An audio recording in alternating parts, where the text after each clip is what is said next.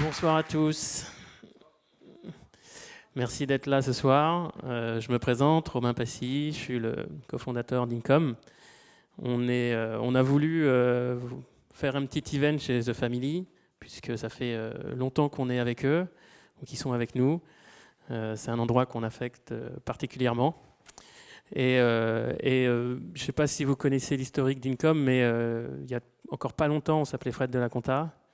On a fait une marketplace pour mettre en relation les experts comptables et les entrepreneurs pendant presque 4 ans. Cette marketplace, elle continue pour les experts comptables, mais on a changé de nom il y a 1 mois et demi parce qu'on a identifié que notre produit pouvait aider les startups en croissance, les PME et les ETI. Et particulièrement sur qu'est-ce qu'on fait de nos chiffres, comment on organise notre administratif et nos opérations pour des sociétés qui grandissent, qui ont besoin de visibilité, de pilotage et qui doivent faire du reporting. Donc ce soir, j'ai le plaisir d'accueillir Éric Didier, CEO de Comet, et je vais lui laisser nous parler de son expérience, sa vie, son œuvre. Et aujourd'hui, qu'est-ce qu'il chez Comet, qu'est-ce qu'il fait pour travailler la data pour l'opérationnel, pour le financier, pour l'administratif, pour le reporting. Merci. Donc j'ai rejoint Comet il y a 11 mois pour prendre la place de COO. Mon parcours perso, c'est d'avoir fait quelques boîtes. J'en ai fait 5, j'en ai planté une, j'en ai revendu 4. Et j'ai passé les 8 dernières années en Californie. Et je suis revenu en France principalement pour le climat. Non, c'est pas vrai. Je suis revenu en France parce que c'est très personnel. On a 3 enfants et le plus grand ou la plus grande atteignait 12 ans. Et on se demandait si on allait garder toute notre vie aux États-Unis, ou enfin surtout en Californie, ou si on n'allait pas avoir une expérience pour voir qu'il y a d'autres endroits. La Californie du Nord, la Bay Area, c'est un peu spécial. C'est un endroit à la fois magique, mais c'est un cocon. Et donc, on a décidé de venir expérimenter quelque chose de plus dur qu'est la France. Donc, je suis ravi d'être en France et je me demandais si j'allais recréer une société. À ce moment-là, j'ai rencontré un individu qui s'appelle Charles, qui est le CEO de Comet. Et plutôt de créer une boîte, je me suis dit, si je m'associe avec lui, ça serait top. Donc, du coup, j'ai pris les responsabilités chez Comet d'essayer de passer à une phase de croissance et après une phase de scaling. Je sais pas, j'utiliserai peut-être un peu trop de mots franglais. Et donc c'est ce que je vais vous raconter en partie, comment on est passé d'arriver à comprendre là où on était bon, pas bon, comment on a réussi en quelques mois à rattraper la croissance qui nous manquait, et là comment on a décidé tout ce qu'on a mis en place pour passer à une logique de scaling. Donc pour ceux qui ne connaissent pas Comet, il paraît qu'il en reste. Le but, c'est d'arriver pour les grands comptes, principalement, on a 92% de notre chiffre d'affaires, ça vient de grands comptes, de trouver le bon freelance pour répondre à une problématique IT. Donc ça veut dire qu'on ne fait que de l'IT, vous ne pouvez pas faire appel à nous pour, je sais pas, trouver un freelance qui va vous faire un logo, quelque chose comme ça. On ne fait que de l'IT grand compte. Et on a une plateforme dite ouverte. Si vous vous intéressez à tout ce qui est marketplace, on parle de marketplace ouverte, fermée, et de marketplace single commit et double commit. Nous, on est une fermée, et pour l'instant, double commit et bientôt simple commit, ce qui veut dire, autrement dit, c'est-à-dire qu'on n'est pas une marketplace où les deux parties se cherchent. On n'est pas Match.com de l'époque. On est plutôt devenu au fait de dire j'ai tel besoin, je l'exprime le mieux possible et arrive dans la minute, l'heure, la journée, la bonne ressource que j'avais demandée. Dit autrement, sauf qu'on a un très grand respect pour nos chauffeurs, entre guillemets, c'est un petit peu ce que fait Uber. Vous ne vous attendez pas à choisir le Uber, ce n'est pas le catalogue de l'ensemble des numéros de portable de tous les chauffeurs de taxi de Paris, c'est c'est une plateforme qui vous donne la bonne solution, qui vous promet la bonne solution à un prix de marché pour vous emmener d'un point A à un point B. Nous, c'est la même chose. Pour l'instant, on envoie encore 3 profils de freelancers. Mais les freelancers choisissent la mission qu'ils vont faire et on arrive à faire matcher un certain nombre de critères On peut voir les succès uniquement au niveau plateforme. Notre marché, on va dire nos concurrents, c'est un peu les SS2I. En moyenne, une SS2I arrive à placer un nouveau consultant dans chaque compte par mois. C'est les objectifs d'un commercial. Nous, grâce à la plateforme, en 9 mois, 10 mois, un peu de fine-tuning, on arrivait à faire x4. C'est-à-dire nos commerciaux arrivaient à placer un nouveau freelance sur une durée de 7 mois, 8 mois, 1 an par semaine. Donc on arrive à faire à peu près 4 fois mieux grâce à la techno qu'il y a derrière. À la question, est-ce qu'Uber c'est une société de techno ou est-ce une société de taxi? C'est avant tout une société de techno qui, pour l'instant, vend entre guillemets du taxi, puis de quoi livrer les choses, mais c'est avant tout des sociétés de techno. Et on est passionné de techno chez Comet. Et moi, toutes mes boîtes étaient basées sur des technos, basées sur la data. Les chiffres 2019, c'est la partie commerciale, non, c'est uniquement pour vous dire ce qu'on a fait. Globalement, dans le monde des marketplaces, il y a ce qu'on appelle la GMV, la Gross Merchandising Value, le volume d'échange qui transite, quelle que soit votre marge. Nous, on appelle ça la GSV, parce que c'est un volume de services qui transite par la plateforme. Dit autrement, vous faites des ventes. On va prendre l'exemple Airbus, qui a annoncé aujourd'hui une commande de 16 milliards de dollars, félicitations au commercial. Je ne sais pas quels étaient ses objectifs, mais il doit être riche.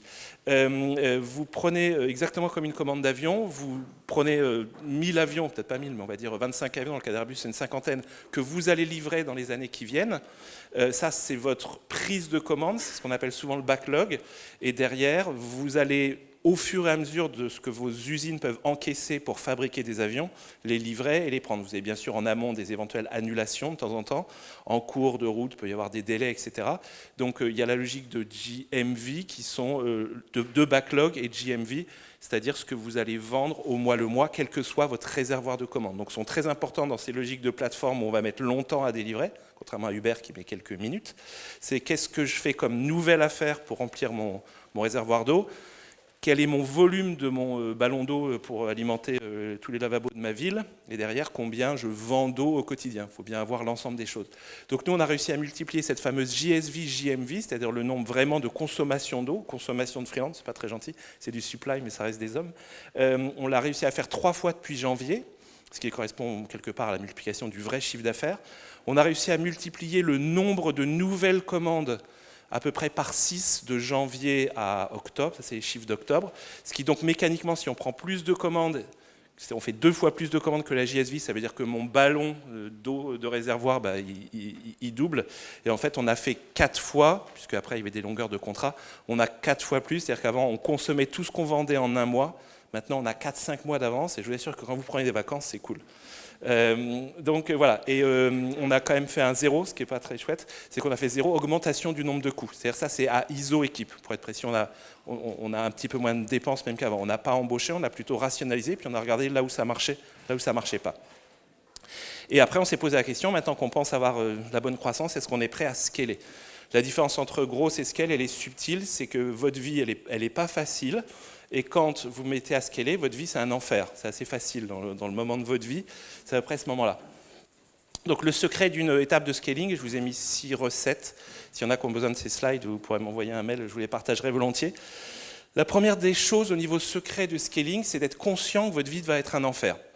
Dans notre cas, aujourd'hui on avait 7 commerciaux, enfin au moment où on a essayé de scaler, on avait 5. On avait 5 commerciaux et on veut avoir 30 commerciaux pour juin, qui vient là, pas de juin, dans 2-3 ans.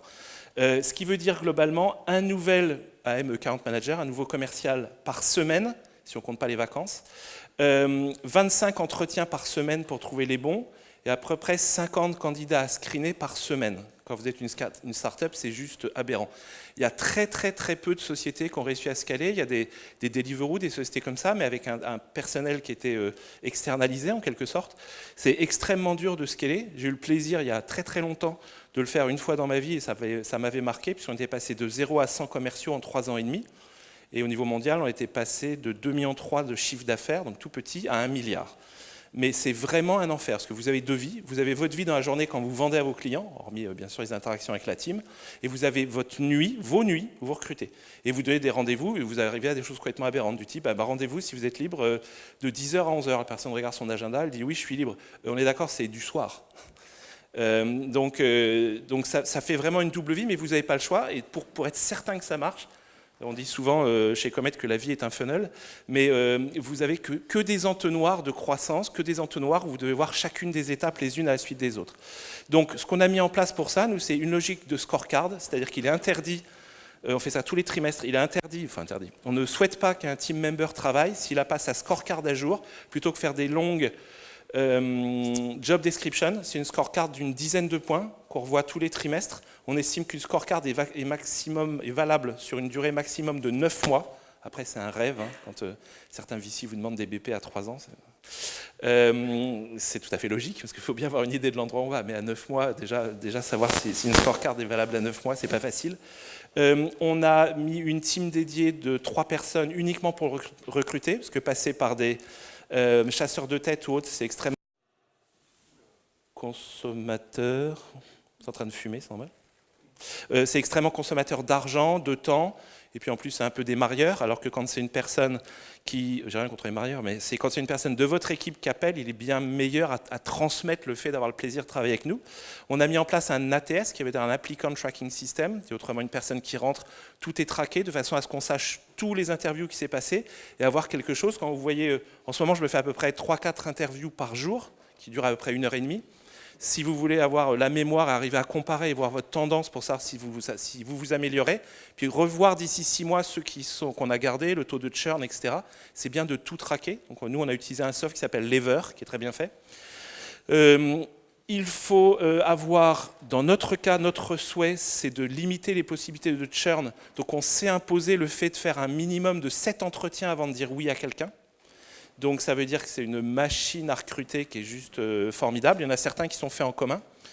Et après, on a implémenté aussi une technique qui est peut-être pas très sympa pour certains candidats, bien qu'on soit plutôt très gentil avec eux, qui est s'il y a un doute, il n'y a pas de doute. C'est-à-dire que n'importe lequel qui a vu entre nous, qui a vu un candidat, si on a un doute, il faut quand même un peu l'exprimer, j'ai un doute parce que. Mais hormis ça, s'il y a un doute, il n'y a pas de doute et on passe au suivant. Donc on dit très souvent non. Pour l'instant, depuis 3 ans de Comet, on a eu une démission. On n'a pas gardé 20 personnes, mais sur les 60 d'aujourd'hui, mais on a eu une seule démission. Le deuxième, c'est trouver quelques ETM, team members internes, qui l'ont déjà fait. Je dis ça sans doute parce que je suis vieux, donc je revendique le fait qu'il faut embaucher des vieux. Mais il ne faut pas rêver, il y a des choses qu'on ne peut pas inventer. Si vous devez scaler dans certains domaines, ne croyez pas que vous allez l'inventer.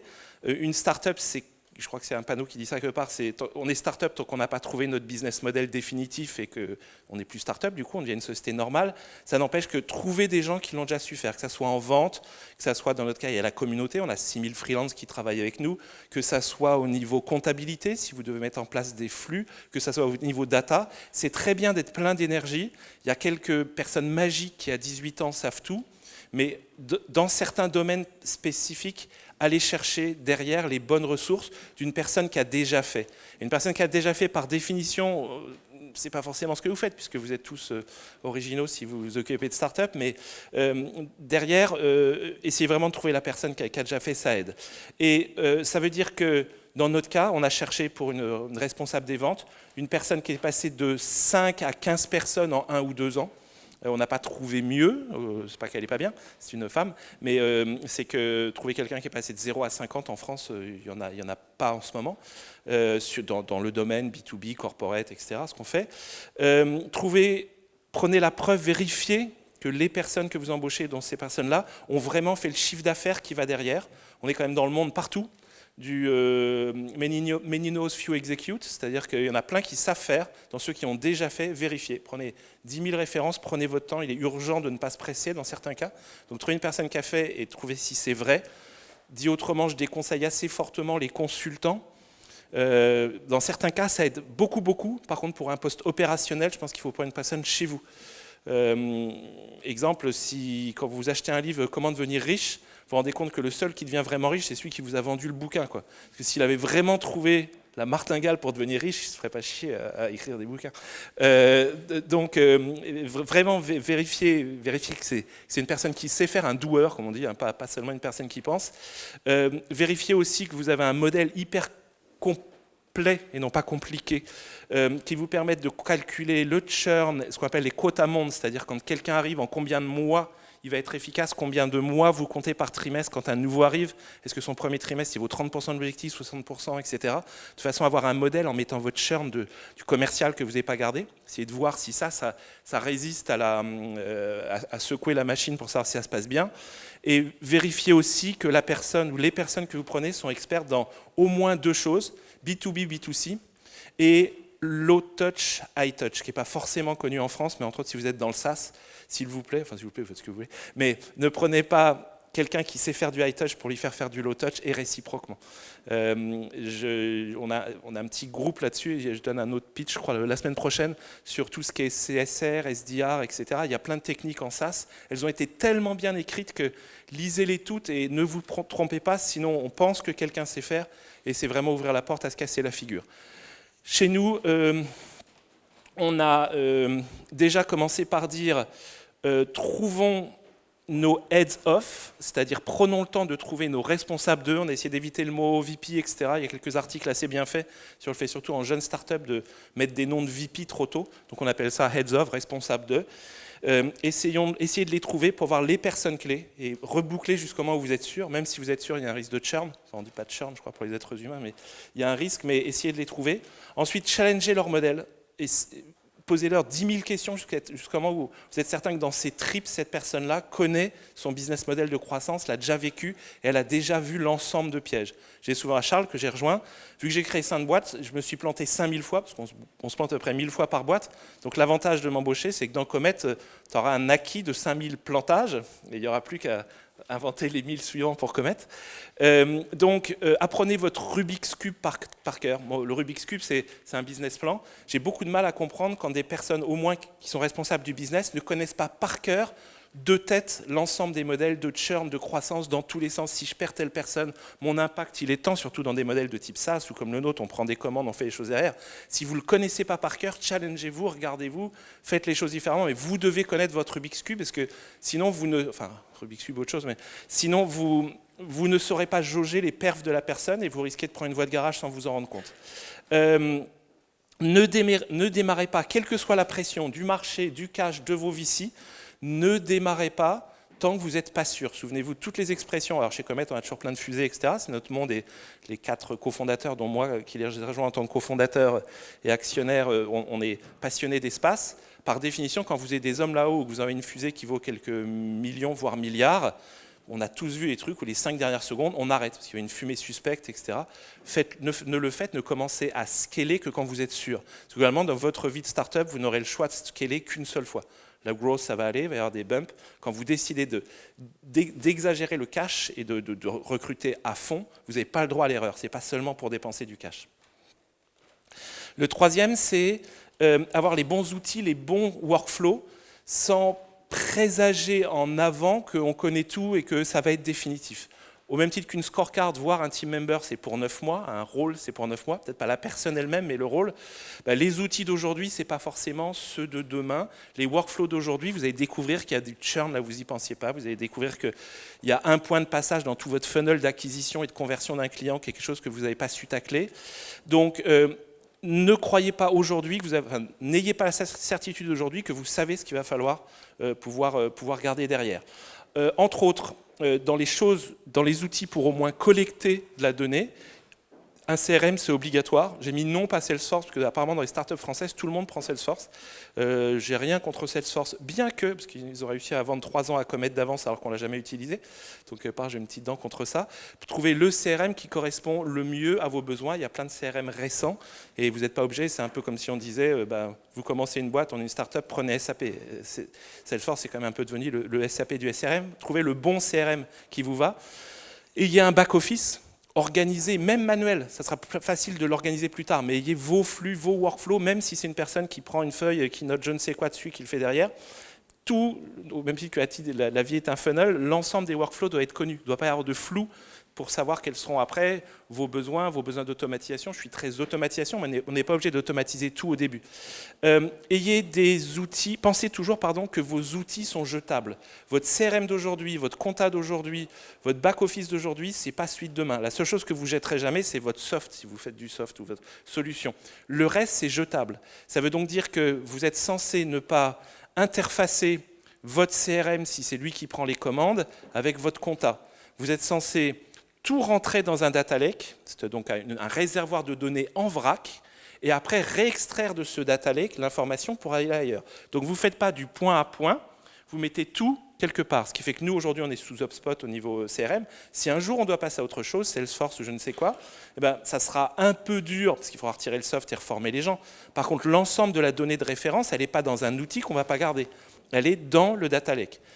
Pour rappel ou pour PEL, pour ceux qui ne l'ont pas vu encore, un data lake, on met tout en vrac en mettant un peu des labels, c'est un peu le grenier où toute chose a une étiquette, mais il n'y a pas encore de système comme dans une bibliothèque pour dire c'est par auteur, par nom, par je ne sais quoi. Après, derrière, on fait un data warehouse, quand on organise les choses pour faire le rythme à la semaine, au mois, à l'année, etc. Et après, vous avez un outil de restitution qui peut aller planter, qui peut aller piquer, soit dans le data warehouse, soit dans le data lake. Honnêtement, si vous voulez scaler sans data lake, quel que soit votre modèle, c'est un risque énorme. Parce que régulièrement, vous aurez besoin de données, et vous n'aurez pas les données historiques, parce que vous n'y avez pas pensé. Vous pensiez qu'avoir, j'en sais rien, le prix moyen de panier, c'était suffisant, mais qu'il n'y avait pas l'ensemble des commandes qu'il y avait dedans. Maintenant, il faut l'ensemble des commandes, l'ensemble des gens qui ont sourcé, etc. Stocker tout. Aujourd'hui, le stockage, ça ne vaut rien. Vous allez sur GCP, sur Google Cloud Platform, et vous prenez n'importe quel type de Google BigQuery, ça vous coûte que dalle. Donc faites-le, vous ne le regretterez pas, parce que vous aurez la data, même si vous ne le saviez pas au début, au moins vous pourrez l'utiliser derrière. Ayez des dashboards éprouvés. Le dashboarding, la vie, le matin quand vous vous réveillez, la nuit quand vous vous réveillez, vous devez avoir des dashboards à la demande et des dashboards qui sont poussés par email. Et pas des dashboards pour se faire plaisir, que des choses. Là, j'ai une merde, un peu comme une centrale nucléaire où vous avez régulièrement un petit truc qui devient rouge. Bah, les gens ne sont pas censés s'en moquer. Vous devez avoir vos petits trucs. Alors, il ne faut pas une centrale nucléaire, il faut peut-être 5, 10, 15 critères, et après déléguer à vos différents collaborateurs leur dashboard à eux. Chacun doit être passionné de voir ses courbes, exactement comme quand vous lancez un avion expérimental, une fusée. Tout le monde a ses critères nominaux, et puis vous savez là où vous devez aller. Chez nous, on a HubSpot, on a utilisé l'API, on a NetSuite, mais aussi ces API, le tout vers le data lake. On a un data lake, un back-office qui est spécialisé pour gérer nos clients, et des outils qui sont eux aussi spécialisés, mais prouvés par rapport à ce qu'on est. On ne fait pas beaucoup d'expérimental. Scaling, la bonne data, je vous en ai déjà parlé. Vous ne savez jamais où le process va faillir. Quand vous êtes en pleine accélération, vous arrivez à des limites, comme les premiers hommes quand ils ont passé le mur du son. Ils arrivent à des limites et vous ne savez pas ce qu'il en est. Si vous n'avez pas la data, vous ne saurez même pas analyser ce qui s'est passé. Vous saurez que la personne elle a explosé en vol parce que son avion n'a pas supporté le mur du son, mais vous ne saurez pas pourquoi. Donc sans données, on est aveugle. Sans mon réservoir de données, le data warehouse et ce qu'il y a derrière. Et ce n'est pas forcément long, il faut seulement trouver une personne passionnée qui va vous aider à le mettre en place. Donc nous, on a un data lake basé sur Google BigQuery, parce que c'est le plus flexible à un prix à peu près honorable. On a mis Looker aujourd'hui. Ce qui est bien, c'est qu'on a choisi Looker avant qu'il soit racheté par Google, donc c'était plutôt bien. On a décidé d'avoir une plateforme de restitution agile, donc on a Elasticsearch. Derrière, on a une API et on a une data team. Aux États-Unis, en moyenne, la taille d'une data team, c'est 5% du nombre de team members. Imaginez-vous HubSpot, que je connaissais pour des raisons perso, sur 3000, ça fait quand même une équipe de 180 personnes, uniquement pour la data. Ça m'étonne toujours quand vous êtes 20, quand une société est 20 et qu'elle fait au moins un truc un peu technique, si vous faites, je sais pas si, enfin non, bref, ça dépend de votre société, mais en moyenne, si vous êtes 20 et que vous n'avez pas au moins 2 personnes en début à temps plein pour analyser la donnée et prendre des décisions, ou les outils adéquats pour le faire, pour moi, c'est toujours très, très étonnant. Aujourd'hui, on vit par la data pour analyser, choisir, comparer, faire des replays en disant si j'avais choisi ça, qu'est-ce qui serait passé? Et même notre BP, notre BP, notre reporting VC, il est automatiquement extrait de Looker et directement mis à jour de façon naturelle et on peut le changer et faire des simulations. Je crois qu'il m'en reste 2, ou c'est peut-être la dernière même. Et la dernière étape, je crois, d'une opération pour réussir, c'est un onboarding sans faille. Souvent, on pêche par nos onboardings, ce qui veut dire que la personne va arriver, team member, on est tous frères, on est copains, on s'entend bien, oui, mais la personne, elle n'a pas votre historique, elle n'a pas votre histoire, et si vous gâchez son onboarding, au bout de quelques semaines, ça va être fichu.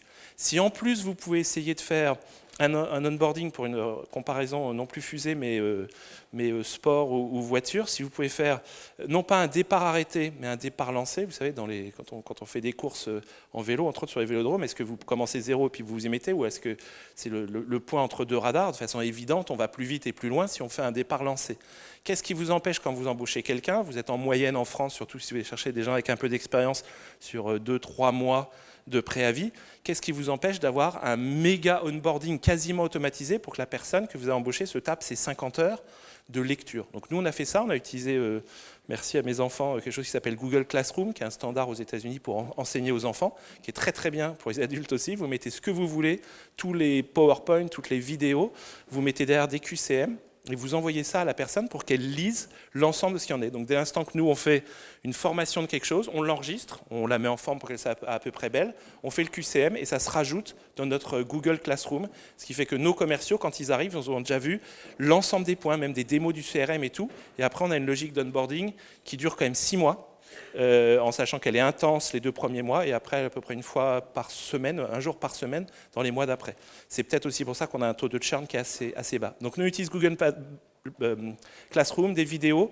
On a fait une logique de Hive, je prends beaucoup de temps donc je ne vais pas vous expliquer, mais c'est le meilleur modèle de croissance je pense pour des commerciaux, une Hive, une ruche, avec des logiques d'essaimage. Et globalement, on a aussi essayé d'incentiver la team à ce que tout le monde ait envie de faire venir des nouveaux. Donc aujourd'hui, l'ensemble de nos commerciaux, ils ont 60% de leur salaire, enfin de leur com, qui sont à peu près 50-50, payés sur leurs efforts, 20% sur une petite équipe, une ruche à laquelle ils appartiennent, et 20% sur l'ensemble de la production de miel, si je reprends mon exemple de ruche. Et du coup, ça donne des gens qui ont vraiment envie de s'entraider. Voilà, les 5 points dont je viens de vous parler, j'ai été un petit peu long. Je suis assez passionné généralement d'écouter les business models ou d'aider d'autres entrepreneurs. Je pense qu'entrepreneur, c'est rendre ce qu'on nous a donné un jour. Donc si je peux aider certains d'entre vous, n'hésitez pas, je n'ai pas beaucoup de temps, mais ça sera toujours avec un grand plaisir.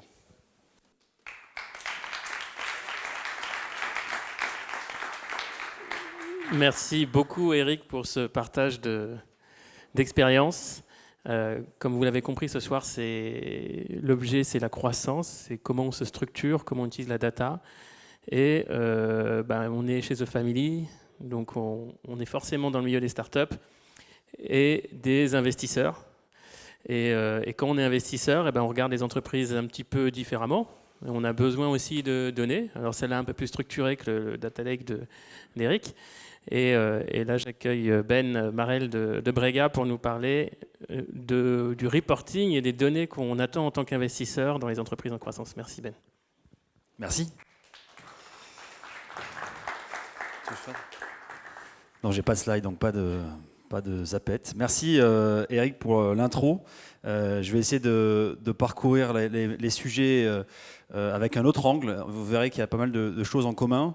Peut-être vous donner rapidement mon parcours. Donc moi, je suis un des associés fondateurs chez Brega. Petite histoire, entrepreneur comme tous mes compagnons de jeu. Brega, c'est ma 3e boîte. Avant ça, j'ai monté 2 autres startups dans le monde. L'un de la... Alors ça s'appelait pas comme ça à l'époque, mais c'était une marque digitale native dans le monde du rugby, parce que j'ai fait pas mal de rugby étant jeune. Et puis une autre dans la fintech. Brega, ça a 5 ans et on est aujourd'hui probablement l'un des fastest growing VCs en Europe, puisqu'on vient d'annoncer notre 3e fonds, 250 bâtons sous gestion, pas mal de belles success stories, dont Fretlink, qui est de chez The Family. Donc voilà, pas mal de belles histoires à raconter. Donc avoir été des 2 côtés de la table, forcément, ça apporte pas mal de choses. Et donc pour parler de la croissance et du développement de boîtes, il y a plein de théories diverses et variées, chacun a ses anecdotes évidemment, mais je pense qu'il y a plusieurs sujets qu'il faut avoir en tête. Quand on monte une start-up, souvent, moi j'essaie d'opposer ça un peu au monde de la franchise. Je ne sais pas si vous êtes déjà intéressé au monde de la franchise. Grosso modo, on vous file un package et vous n'avez plus qu'à appliquer le plan et le seul truc que vous avez à faire, c'est signer en bas de la page et mettre un peu d'argent. Tout le reste est quasiment fait. Dans certaines franchises, on vous file même le financement d'entrée de jeu. On vous dit, bouge pas, si tu mets 20 000, on a déjà la banque qui te fait l'argent, puis tu mettras un coup de peinture comme ci, tu t'habilleras comme ça, et le burger, tu le vendras 3,50 € parce que c'est le prix auquel il faut le vendre dans la région qui est la tienne. À l'inverse, quand on monte une start-up, en général, on ne connaît pas grand-chose. Alors, modulo les copycats divers et variés, mais bon, on ne sait pas trop. On se lance sur un marché qu'on pense être à peu près mûr, avec une solution qu'on pense pouvoir construire, avec un pricing sur lequel on a éventuellement une idée et une équipe qu'on n'a pas encore constituée. Et on n'est pas certain de mettre plus de gens à droite ou plus de gens à gauche. Et ça, c'est un peu le nerf de la guerre. Ça n'en fait pas pour autant des moins bons entrepreneurs. Et Eric en parlait tout à l'heure. Finalement, entreprendre, c'est quoi qu'il arrive compliqué. Et même quelqu'un qui lance un McDonald's ou un Burger King, pour ne pas les citer, dans une région française, il a aussi ses galères, il a aussi ses plans à recruter, il a aussi la concurrence de KFC en face. Donc il ne faut pas croire que c'est facile, mais on ne se pose pas exactement les mêmes questions. Et notamment celle de la croissance, une fois qu'on a fait un peu le point sur ce qu'on cherche à faire. Et je pense que là aussi, souvent les gens se trompent sur la motivation d'entreprendre. Et les plus belles success stories, souvent, elles sont aussi initiées par des gens qui sont vraiment transportés par une mission. C'est pas juste le fait de monter une grosse boîte et d'être dans la presse et de faire beaucoup d'argent, puisque ça, en général, ça marche pas. Donc rares sont les gens qui ont des success stories comme celle-là. Et de deux, statistiquement, c'est pas le bon plan, parce que finalement, si on fait une boîte dont on connaît pas le business model, ni le planning, ni les clients, les chances que ça fonctionne, c'est assez rare. Et d'ailleurs, c'est pour ça que moi, je prends souvent cet exemple-là, moi qui suis... je suis un peu vieux maintenant, mais qui était rugbyman pendant longtemps, finalement, monter une start-up, c'est quasiment jouer contre les All Blacks. C'est qu'en fait, à chaque fois, tu sais que tu vas perdre. Parce qu'en fait, de départ, les mecs d'en face sont plus forts, le marché il est structuré, ils ont plus d'argent, ils ont plus de moyens, ils ont la capacité d'attirer les meilleurs talents. Donc toi, à la base, quand tu démarres, tu es quasiment sûr de perdre. Donc, il faut envoyer le match de sa vie. Mais envoyer le match de sa vie, ça ne peut pas dire faire n'importe quoi et jouer rugby champagne. Sinon, ça a peu de chances d'arriver. Donc, il ne faut pas se tromper dans les étapes et effectivement mettre les choses à peu près dans l'ordre. Et si on regarde la chose qui est le financement et comment on arrive à scaler ça, il ne faut pas se tromper. Au début, l'accès au financement, le plus simple, c'est quand même les gens qui vous connaissent, puisque finalement, si je reviens sur la franchise, au début, vous lancez votre boîte, votre grand-mère, que vous fassiez une chaîne, une Pizza Hut, ou que vous montiez une start-up, elle s'en fout un peu. Ce qui l'intéresse, c'est de vous financer vous. Et c'est comme ça un peu qu'on réunit le capital initial. C'est plus facile quand on a déjà fait une boîte. Alors, si on en a fait 5, c'est encore plus simple, parce qu'on a déjà un réseau, on a prouvé des choses. Donc forcément, on peut aller taper à des portes qui ne sont pas que votre grand-mère. Et c'est pour ça aussi qu'on parle souvent de réinvestissement dans les serial entrepreneurs. Et ben pourquoi ces gens-là, ils ont la capacité à lever plus d'argent, ou plus facilement de l'argent au début en tout cas? Parce qu'il y a une forme de prime à l'expérience. Déjà parce qu'ils connaissent plus de gens, et ensuite parce qu'évidemment, il y a des choses qu'on sait faire ou qu'on sait sait pas faire. En tout cas, on a une vision de la manière dont on peut démarrer une boîte qui est un peu plus aboutie que quand on l'a jamais fait. Parce que forcément, quand on l'a jamais fait, il y a ce côté un peu MBA entrepreneur, quoi. Donc on prend un peu les gadins qu'il faut prendre parce qu'on sait pas faire. Et donc voilà, on se trompe un peu plus que si on a déjà fait des choses. Donc ça, c'est un peu la première étape. Et ensuite, on parlait de data. Pour moi, c'est un sujet ultra important et je trouve que il faut arriver à trouver ce juste milieu entre, je vais reprendre l'analyse un peu rugbystique, entre le French flair, entre cette créativité qui est nécessaire à l'entrepreneur qui crée une start-up, forcément, parce que si on refait des choses qui ont déjà été faites comme elles ont été faites, on fait une franchise, on ne fait pas une boîte nouvelle. Donc il faut avoir ce côté un peu French flair et oser des choses. À la fois, ça n'empêche pas d'avoir un œil dans le rétroviseur et de regarder ce qui se passe autour, ou en tout cas plutôt sur le compteur et regarder ce qui se passe autour de soi. Et ça, c'est vraiment l'aspect data. Et l'aspect data, il peut venir très tôt, avant même de commencer à mettre des outils compliqués. Et je vois beaucoup d'entrepreneurs qui démarrent sans une idée même de ce que peut être leur business. Souvent, une feuille Excel et quelques chiffres, ça permet de commencer à poser ce qu'on cherche à valider. Parce qu'en fait, il y a des fois des choses sur lesquelles on a des formes de certitude et d'autres sur lesquelles on ne sait pas. Et c'est un peu ça qu'on cherche à voir quand on démarre une boîte, c'est de se dire, bon ok, je pars du principe que ça va fonctionner, je teste et j'apprends. Et finalement, le fait d'apprendre et de tester et d'apprendre, on ne teste mieux que si on mesure ce que l'on cherche à tester.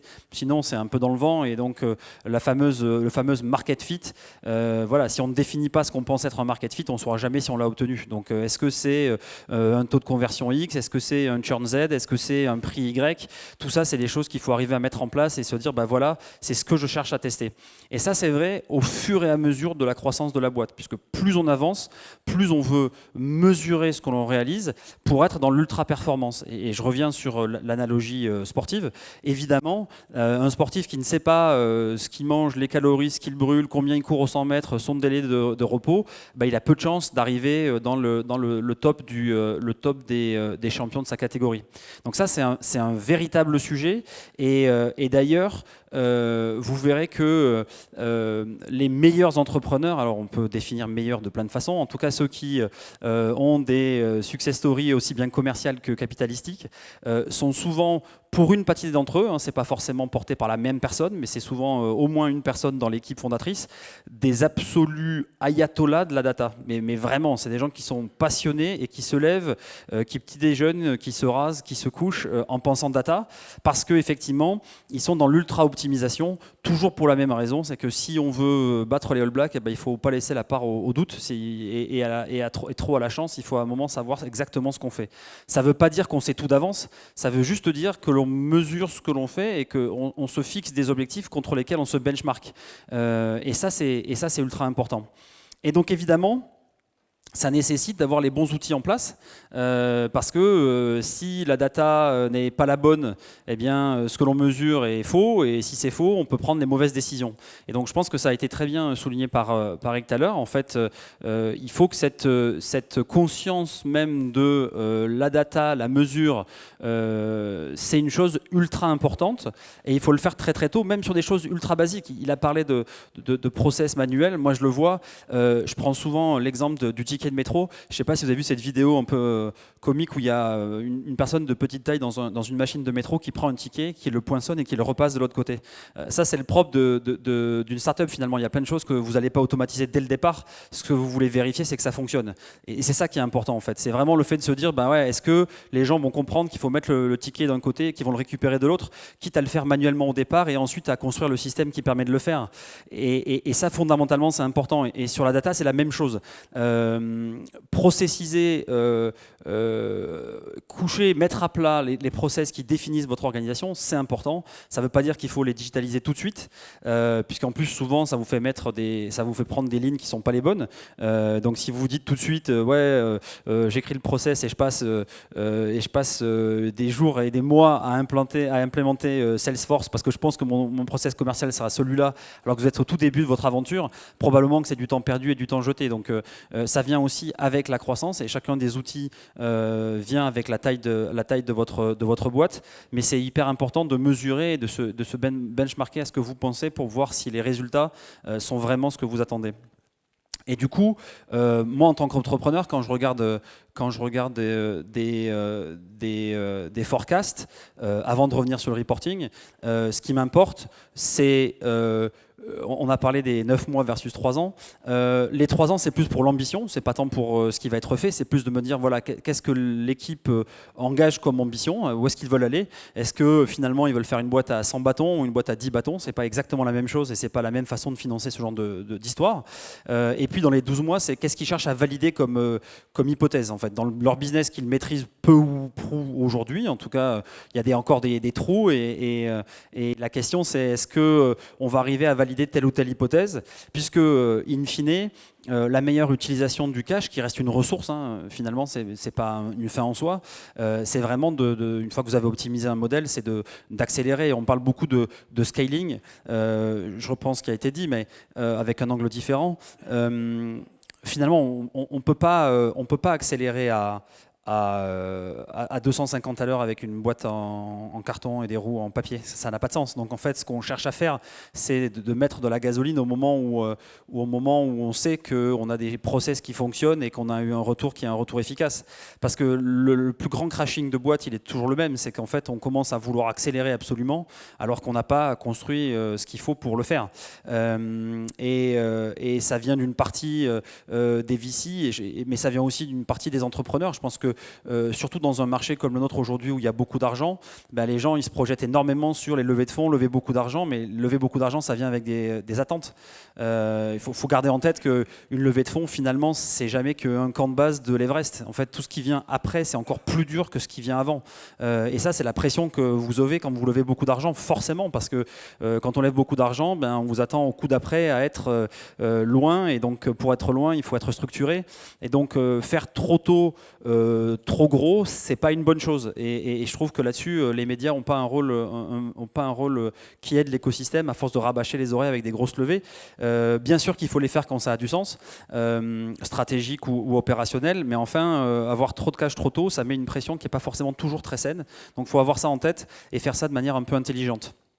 Du coup, en termes de reporting, au quotidien, moi ce que je vois avec les boîtes qu'on accompagne, et je suis au bord de pas mal d'entre elles, en France, aux US, au UK et une en Espagne, le sujet il est un peu toujours le même, c'est d'essayer de définir un peu quels sont alors les Américains ils appellent ça North Star, mais bon, il y en a plusieurs, moi je disais plutôt les étoiles du Sud, mais au moins il y en a 4, c'est déjà plus facile.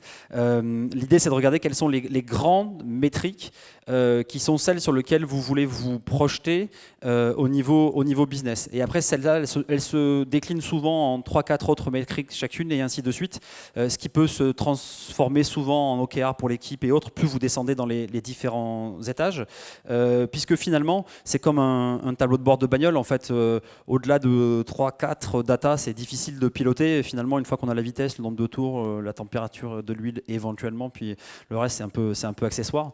Ça permet de piloter un peu sa boîte et se dire, voilà, si mes objectifs pour les 9 à 18 mois avec la levée de fonds que j'ai faite, c'est d'aller là, et c'est de se dire, voilà, je veux avoir de la croissance, ou au contraire, je sais que j'ai un marché qui est ultra profond, ce que je veux prouver, c'est que ma techno, elle fonctionne et que le modèle peut être rentable, en tout cas qu'il peut créer de la marge contributive par modèle. Si c'est ça mon objectif, à un moment donné, c'est ce que je dois pourchasser le plus vite possible, avec l'argent qui m'a été attribué et avec les moyens qui sont les miens, puisque forcément, comme c'est un jeu en ressources limitées, monter une start-up, je ne peux pas tout faire. Donc voilà, entreprendre, c'est aussi choisir. C'est se dire que voilà, on peut faire des choses, mais pas tout. Et donc, il faut choisir les choses que l'on cherche à faire. Et donc ça, c'est hyper important, évidemment, et c'est le gros de ce que l'on cherche à faire. Quand on établit un modèle de board pack ou de reporting avec des entrepreneurs, c'est de s'asseoir et de se dire, voilà, qu'est-ce qu'on cherche, quelle est la cible, où est-ce qu'on veut aller, et qu'est-ce qu'on mesure. Et pour moi, c'est vraiment le sujet numéro 1, et ça ne peut passer que par de la data de qualité, parce que évidemment si on cherche à mesurer la croissance mais qu'en fait on a l'ERP plus la database plus Google plus qui sont pas complètement alignés et donc en fait on a de la data qui est pas mise à plat, en fait on ne sait pas exactement, donc on va avoir des chiffres un peu au doigt mouillé, et ça, le doigt mouillé, ça ne va pas, en tout cas ça ne peut pas permettre d'être dans les best in class. Et donc ce sujet de construire des outils qui sont basés sur de la data de qualité pour piloter au mieux, c'est ce qui fait que les boîtes réussissent ou pas. Et je reprends l'exemple de la bagnole. Si votre compteur de vitesse il est vrai à plus ou moins 25%, vous imaginez bien que ce n'est pas la même chose de prendre un virage à 90 à l'heure qu'à 70 ou à 110. Et forcément, ce virage il est important parce que finalement, et je finirai peut-être là-dessus, ce qu'il faut avoir en tête quand on monte une start-up, la mission, c'est un peu l'objectif, c'est aller à Barcelone. Et ensuite, il y a les moyens qui sont la voiture ou le vélo. Et puis, il y a la route et il y a le trajet que l'on prend.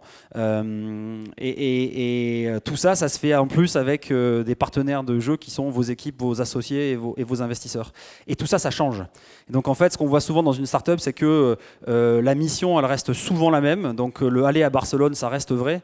En revanche, derrière, pour plein de raisons, parce que c'est la grève des cheminots et que vous pensez y aller en train, finalement vous irez en avion, ou parce que vous pensiez y aller avec votre associé qui finalement est plus disponible et vous y allez avec votre CTO. Enfin, plein de raisons qui font que souvent et les moyens et le trajet et les personnes changent.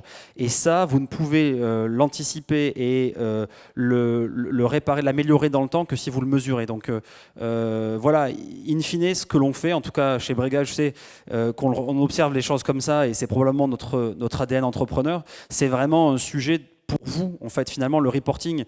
Pour moi, il est important, bien sûr, mais la raison pour laquelle on bosse autant sur les North Stars et pourquoi on essaie de mettre en exergue ces sujets data, c'est pour vous permettre, vous, de prendre tous les mois du recul sur votre business, de prendre le temps de mettre un coup d'œil dans le tableau de bord pour vous dire, voilà, effectivement, là, on est à 100 à l'heure, donc je crame Z, il me reste X dans le compte en banque. Est-ce que ce que je crame versus ce qui me reste me permet d'atteindre ce que je pense être une étape suffisante pour démontrer une partie de mon business, puisqu'il ne faut pas se leurrer. Tout le monde essaie à chaque fois de cranter des métriques un peu bateau sur qu'est-ce qu'il me faut pour faire une série A, qu'est-ce qu'il me faut pour faire une série B. Ce qu'il faut finalement, c'est avoir prouvé les parties d'incertitude dans votre business, puisque l'argent, ça n'est qu'un moyen. Et cet argent, il vous permet de développer une boîte incroyable pour atteindre la mission qui allait à Barcelone. Donc, ne vous trompez pas d'objectif. Tous ces sujets de reporting et de data, ils sont cruciaux et cruciaux pour vous, parce que c'est comme ça qu'on pilote au mieux sa boîte et c'est comme ça qu'on écrit des super stories. Voilà, en quelques mots.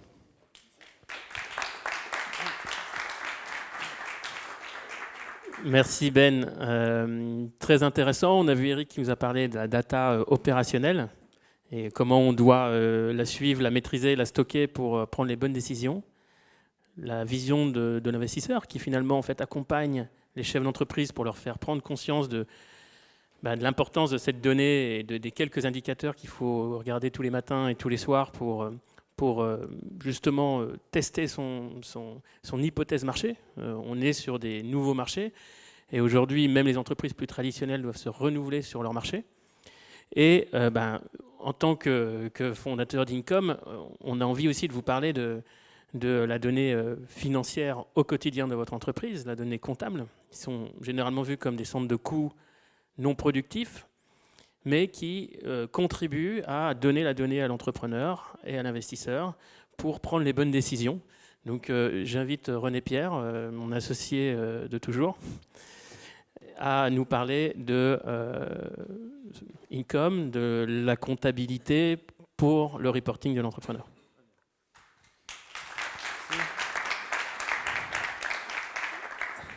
Donc, ce que je vais vous dire a une ambition assez modeste, en fait. Il s'agit de vous expliquer, en gros, comment, de vous relater, finalement, notre expérience, nous, en tant qu'Income, et notre relation à notre outil comptable. En fait, parce qu'il faut bien dire que moi je suis de formation expert comptable, donc j'ai fait l'expertise comptable après avoir fait le SCP. Ensuite j'ai fait j'ai vendu vendu différents cabinets et j'ai rencontré Romain ensuite qui m'a donc emmené dans cette aventure de la création à l'époque de Fred de la Compta, puis d'Income. Mais au départ, il faut bien comprendre que nous étions, lorsque nous avons commencé à développer le logiciel, mais on était encore associé d'un cabinet d'expertise comptable. Donc on peut se dire que finalement, on avait à l'époque tout ce qu'il fallait pour bien travailler. Et en fait, on avait, il faut bien dire, pas grand-chose. La réalité, c'est qu'on se trouvait à peu près dans la même situation que n'importe quelle start-up vis-à-vis de son expert comptable, situation qu'on a rapidement relatée ici. C'est-à-dire, voilà, on avait un cabinet d'expertise comptable qui effectuait la tenue. C'est-à-dire que même si c'était nous le cabinet d'expertise comptable, finalement, on s'est aperçu très vite que c'était comme si c'était une structure extérieure. Ensuite, tout ça a été réalisé 100% manuellement, donc de manière très, très, très, très irrégulière. Des justificatifs comptables sur lesquels on arrivait très, très difficilement à mettre la main. Et conséquences, les conséquences, elles sont très, très, très faciles à cerner. Les arrêtés comptables, on avait toujours des difficultés énormes à les produire. Avec les CAC, ça se passait plus ou moins bien. Et en plus, avec la gestion de nos comptes de tiers, c'est-à-dire le paiement de nos fournisseurs, de nos clients, c'était pas facile non plus. En fait, du coup, quel a été pour nous, moi j'étais, dès qu'on a vendu ces cabinets d'expertise comptable, on est sorti du métier de l'expertise comptable. Et là, on s'est retrouvé dans une situation où on était finalement beaucoup plus libre de nos mouvements. Et là, on s'est dit, qu'est-ce qu'on va faire ? Comment va-t-on se sortir de ce pétrin avec nos moyens ? C'est-à-dire, en l'occurrence, avec nos moyens, c'est-à-dire avec notre outil. Donc là, le challenge qu'on s'est donné, je vais me relire, c'est-à-dire finalement, comment passer de pas de compta à une compta à jour sans comptable ?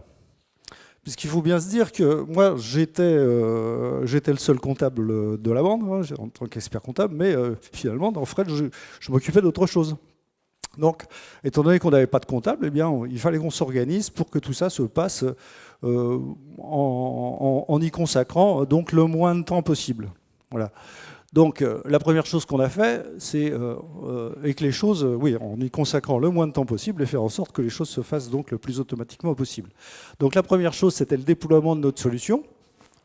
Alors, le déploiement de notre solution, c'est pas ce qui nous a pris le plus de mal. Le développement de la solution Income, c'est un quart d'heure pour la création du compte et l'assignation des personnes qui vont travailler donc sur l'appli, et à peu près une demi-heure pour l'import du FEC.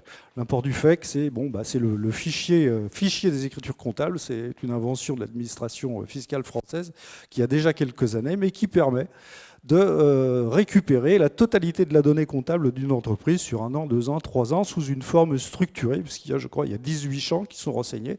Et donc, vous avez toute la comptabilité qui est... de toute entreprise est tenue d'avoir la comptabilité sous cette forme. Donc, qui représente aujourd'hui d'énormes avantages. Alors, l'étape suivante, voilà. Donc, ce que je vais ici, ce que je vous montre, c'est finalement la façon dont dans Income nous voyons la comptabilité. Sachant que ces 4 étapes, voilà, l'objectif de ces 4 étapes, c'est en fait de faire en sorte d'avoir le minimum d'actions manuelles à réaliser, de faire en sorte que le système travaille de lui-même et qu'on n'ait plus qu'à le surveiller. Voilà. Et tout ça dans un seul outil. Parce qu'il existe effectivement des outils sur le marché, des outils qui font du traitement automatique de pièces comptables, mais qui ne font pas de comptabilité. Ou à l'inversement, des outils qui font de la comptabilité, qui peuvent être des outils collaboratifs, mais qui ne font pas le traitement automatique de la pièce comptable. D'où on essaie de couvrir donc l'ensemble du spectre, c'est-à-dire à partir de l'analyse de l'information comptable jusqu'à la production des états financiers. Donc 4 étapes pour nous. La collecte des pièces. Donc, essayer d'avoir une collecte des pièces, une acquisition des données comptables, pièces comptables et banques qui soit la plus simple possible. Ensuite, traiter ces pièces comptables. Donc là, c'est le rôle de l'algorithme d'Income. Et ensuite, contrôler, c'est-à-dire vérifier que tout se passe bien. Voilà. Et la dernière étape étant la présentation. Donc à partir du moment où on a géré l'ensemble de ces étapes, on dispose de données qui sont propres, qui sont organisées et donc qui permettent de passer au stade de la production des différents tableaux de bord dont nous avons besoin. Alors, je vais passer assez rapidement parce que sur les différentes étapes. Donc la collecte, aujourd'hui on collecte l'ensemble des informations bancaires et même aussi les cartes bleues, c'est-à-dire que tout ça se comptabilise d'une manière absolument automatique, tous les débits. Les flux de pièces comptables, là on a des différentes modalités de récupération des pièces comptables, voilà, qui couvrent à peu près l'ensemble de ce que les entreprises ont besoin d'une manière générale. Et puis le dernier point, donc, c'est la gestion des pièces manquantes, c'est-à-dire tout ce qui correspond aux dépenses que l'entreprise aurait payées, mais pour lesquelles les pièces n'auraient pas été données. Alors le traitement, donc comment fonctionne l'IA. Bon, là, je ne vais pas me lancer, puisqu'on a ici notre collègue Bashkar qui pourra nous faire un cours. Mais donc, les algorithmes de Fred fonctionnent classiquement, en fait, d'Income, je ne me suis pas encore habitué, sur une base de machine learning, en fait. Donc, on a analysé et on continue d'analyser des dizaines, voire des centaines de milliers de documents qui permettent d'étalonner les algorithmes et de donner un premier jet des écritures comptables d'une façon automatique. Alors, là-dedans, dans le traitement, on doit avoir... la première chose qu'on a faite, c'est donc d'essayer d'organiser le plus possible la donnée comptable dans le cadre d'un plan général strict. C'est-à-dire qu'on n'est pas très tolérant vis-à-vis des comptes inventés par les comptables. Pour nous, si on veut avoir une base de données, si on veut avoir des données propres, il faut que les gens respectent les règles.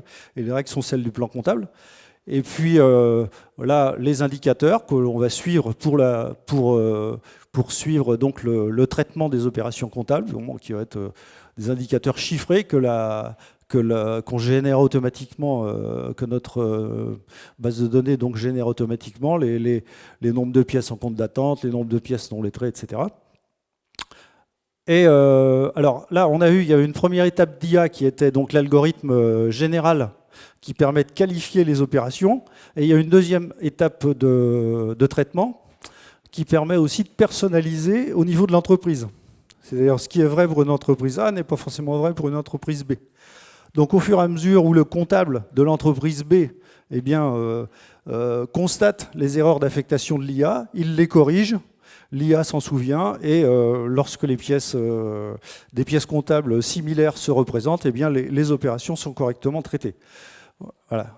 Alors, uniformisation de la donnée par la nature, ça veut dire quoi? Ça veut dire que nous, on extrait donc des pièces comptables un certain nombre de champs, un certain nombre d'informations qui servent à alimenter des champs. Et le plus important, c'est en fait l'un des plus importants, c'est la nature de l'opération, qui constitue en fait l'ensemble de la métadonnée qu'on utilise pour ensuite affecter les opérations dans les comptes qui sont prévus par le plan comptable général.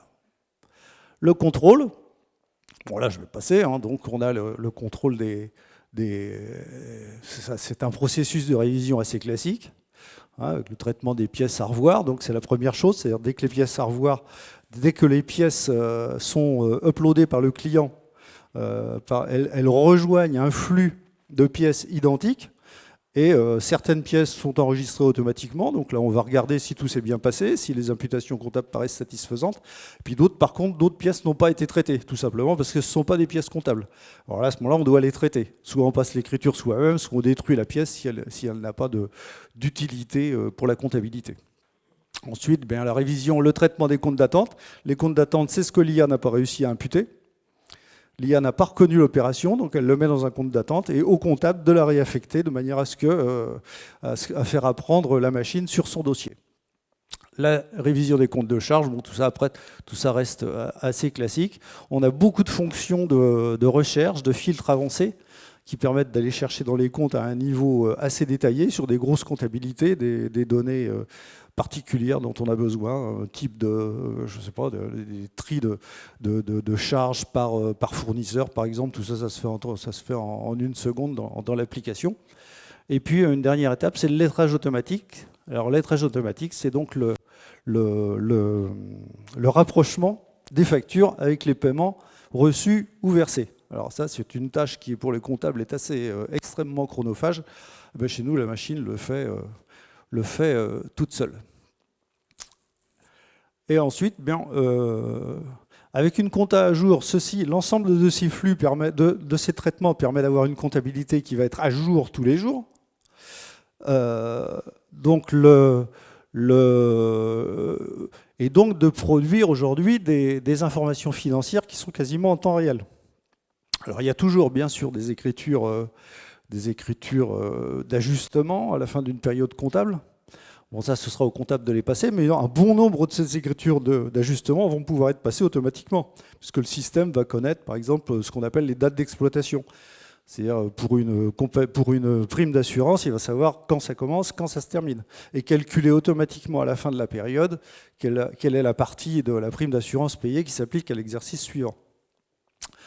Voilà. Et donc là, ensuite, on a les tableaux de bord Emasphere qui sont maintenant embarqués avec l'application et qui permettent d'avoir en standard un certain nombre de documents, des documents qui sont, disons, habituels dans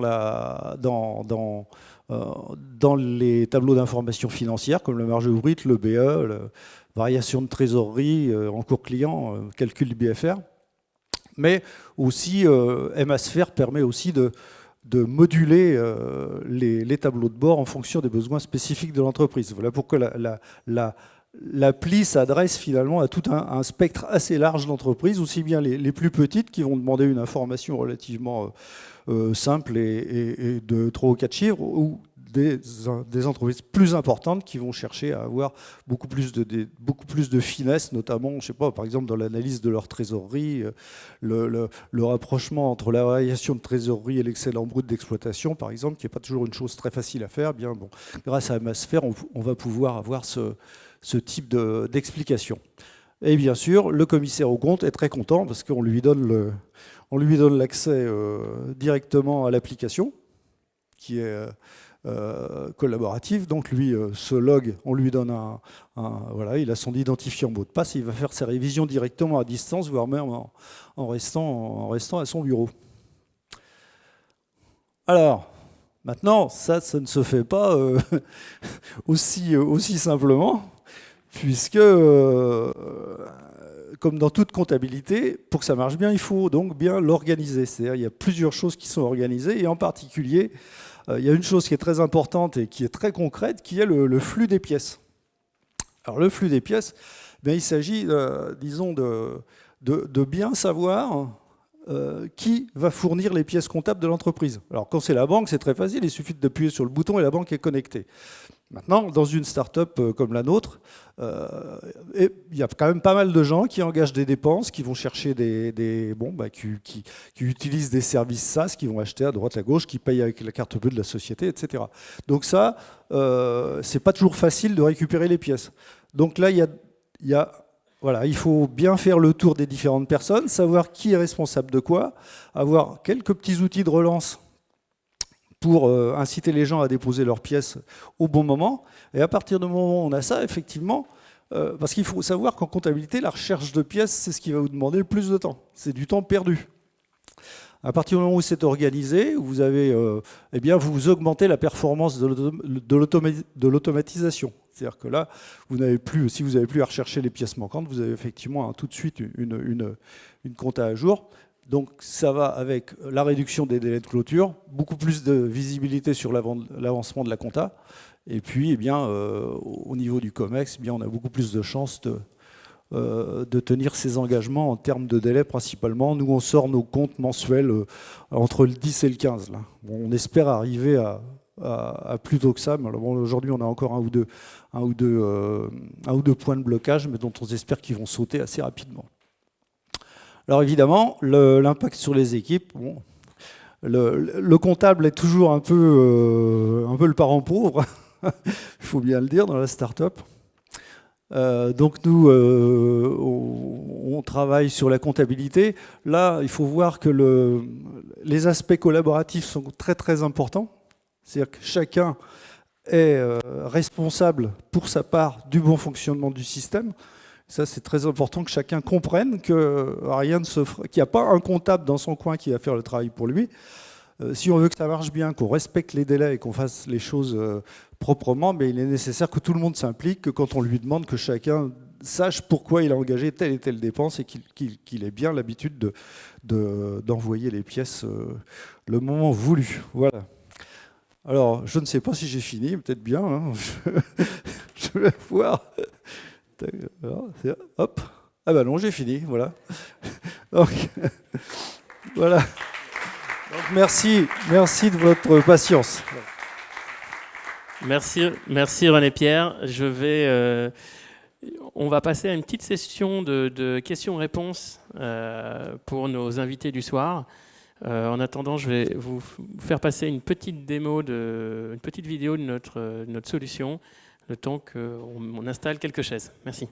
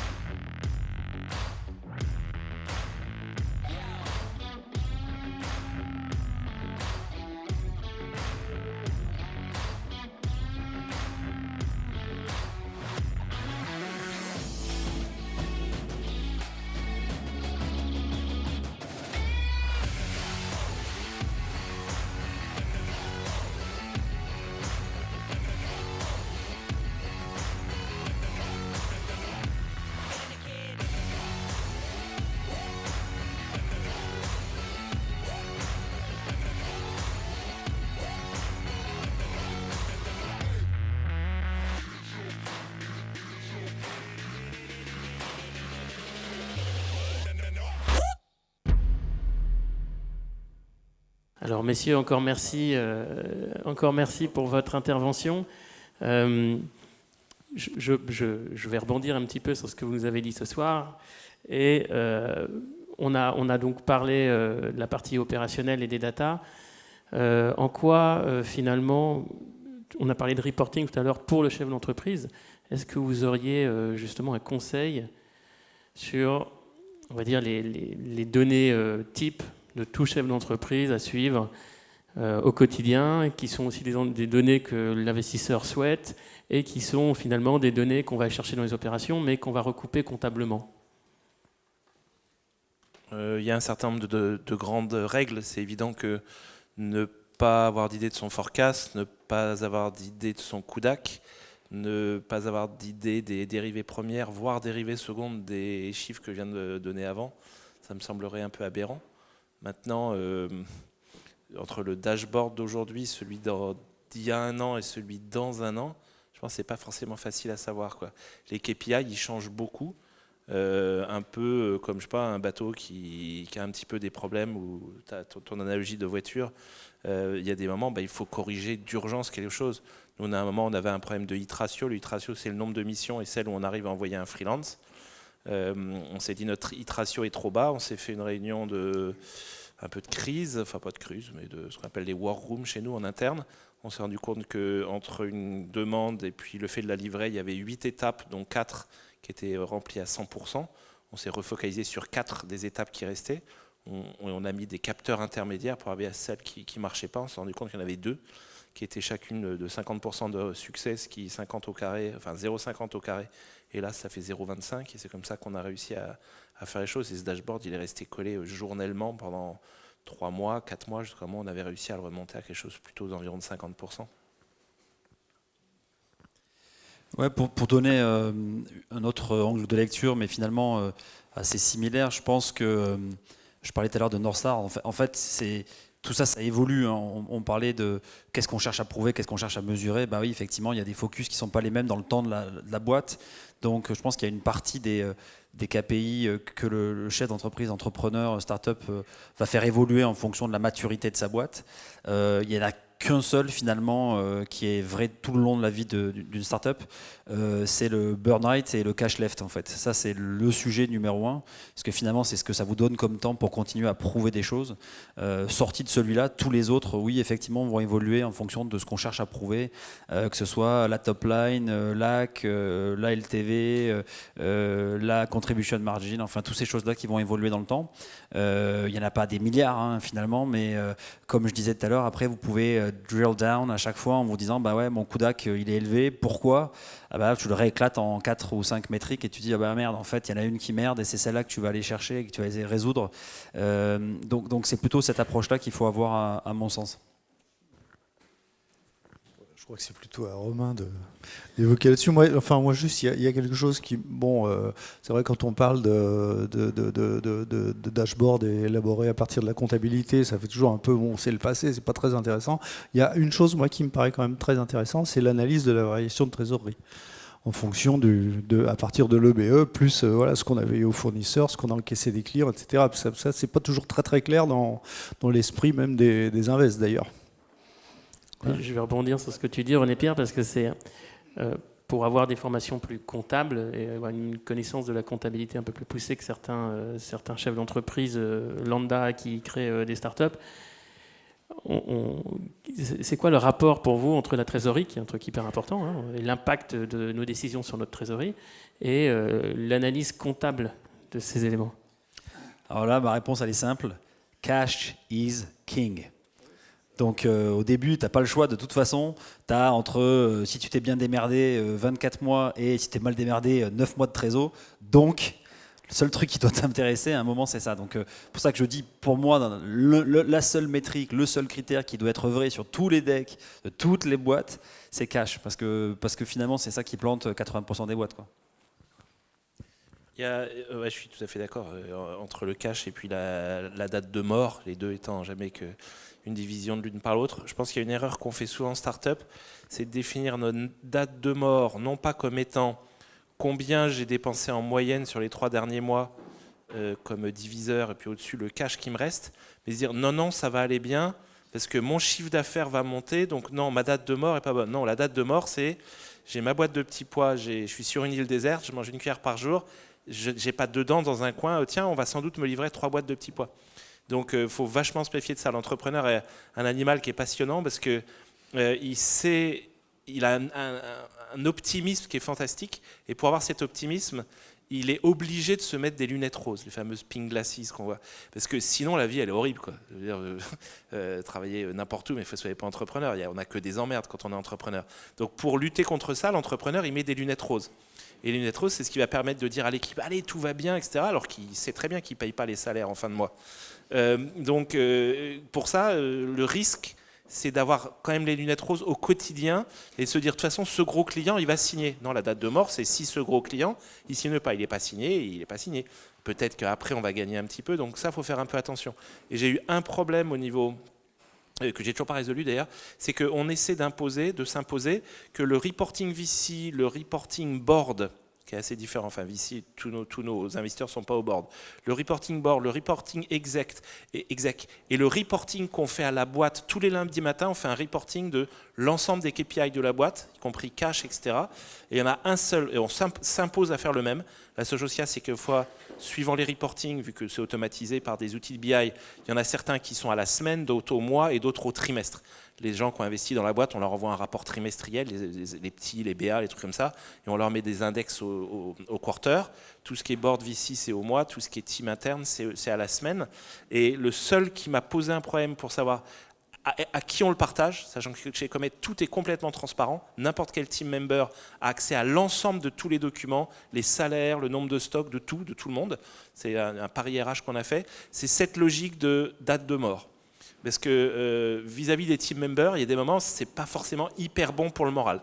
Donc on le publie quand même, mais ça fait partie des choses où c'est le seul endroit peut-être, suivant la culture de vos boîtes, est-ce que ça va être partagé ou pas.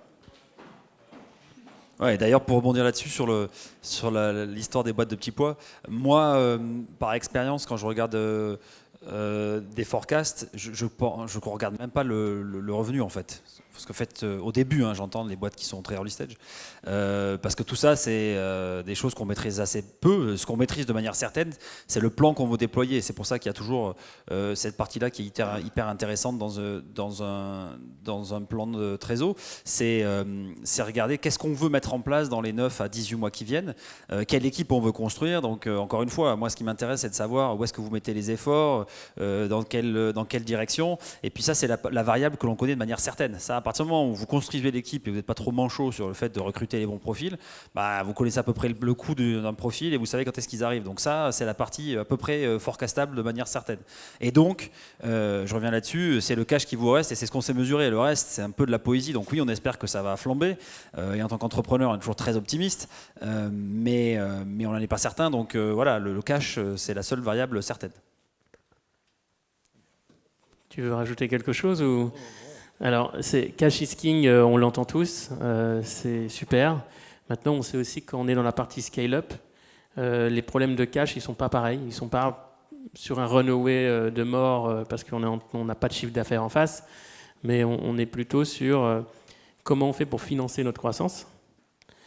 C'est d'autres problématiques, mais c'est la problématique de l'étape d'après d'une entreprise qui grandit fort. C'est quoi les indicateurs pour toi, Eric, qu'il faut suivre justement pour l'optimisation du cash dans la phase de scaling ? Essayer que les choses soient répétables, c'est-à-dire avoir un échantillon suffisamment représentatif pour ne pas penser que tel commercial qui est exceptionnel, ça va être la règle vis-à-vis d'autre chose. En moyenne, scaling, c'est toujours rajouter des commerciaux, c'est presque ça.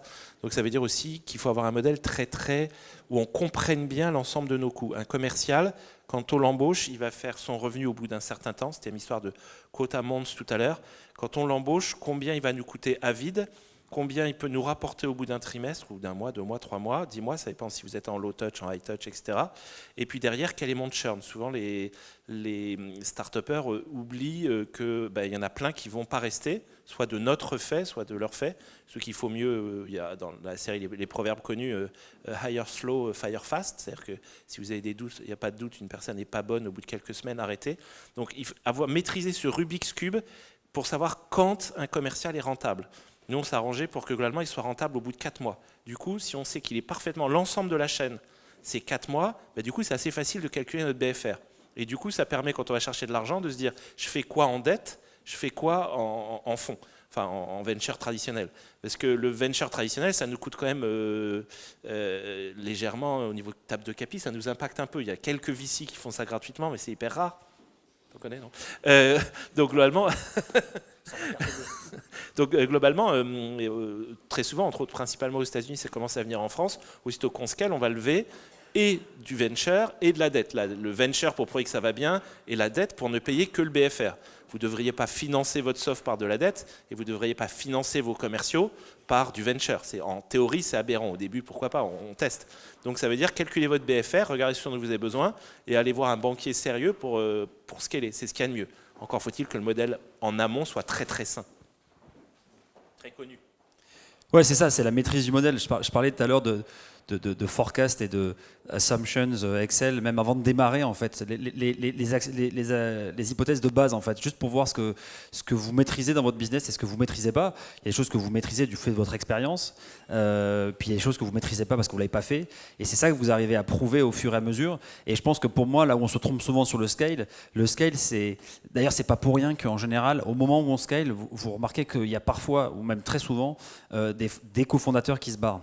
Pourquoi en fait? C'est parce que c'est un autre métier finalement, c'est une autre façon d'aborder la boîte, et il y a des gens que ça passionne moins et qui se disent non, moi j'aime bien le 0 à 1, ça me fait vibrer, le 1 à 10 c'est moins mon truc, donc c'est un vrai moment où vous commencez à maîtriser des choses. C'est maîtriser le temps de ramp-up d'un commercial, maîtriser la performance moyenne du commercial, maîtriser le chiffre moyen par client, maîtriser son churn, maîtriser toutes ces petites choses où en fait vous devenez à 80% plus que de l'exécution. On parle beaucoup d'exec dans la façon dont on monte une boîte. Il y a un moment où vous le sentez, vous dites là on n'a plus qu'à appuyer. C'est pas vrai tout le temps parce que tous les 12 ou 24 mois il y a des nouveaux concurrents, le marché change, enfin voilà, cette phase-là elle n'existe pas de manière certaine jusqu'à la vie des rats, mais en tout cas il y a ce moment-là où vous avez trouvé quelque chose, et c'est vraiment là que tu scales en fait. C'est quand tu commences à te dire maintenant je peux appuyer très fort, et si j'appuie très fort ça tremble pas dans tous les sens et j'ai quelque chose que je maîtrise assez bien. Merci beaucoup. Oui, donc je voulais juste ajouter que dans une start-up, c'est vrai que gérer la dette, ça ne veut pas dire ne pas payer les fournisseurs, quoi. Il y a une chose, mais voilà. Voilà. Je veux juste rajouter un truc, parce que ça a été dit tout à l'heure par Eric, mais je voudrais appuyer là-dessus, et encore une fois peut-être donner un angle différent. C'est sur les talents et c'est sur les choses connues. En fait, dans ce que vous réinventez, il y a des choses qui ne sont pas réinventées, il y a des choses qui fonctionnent. Et donc en fait, il vaut mieux avoir des talents qui savent faire et qui ont fait, avec l'humilité et la prise de recul qui est que votre boîte est différente de la leur précédente, très certainement. Maintenant, scaler une équipe sales dans du SaaS, low touch, ça existe. Donc en fait, se dire qu'on va réinventer la roue là-dessus, c'est un peu dommage, à moins que votre modèle le mérite. Donc là aussi, le fait de valider des assumptions, ça passe aussi par l'étendue des talents et par aller savoir recruter les gens qui vous apportent cette connaissance, qui vous permettent d'aller encore plus vite. Et donc au début, on bricole avec ses associés et ou des stagiaires, ça n'a qu'un temps. Ça. Au bout d'un moment, c'est bien pour démerder des trucs, mais ça fait pas la vie d'une boîte, quoi.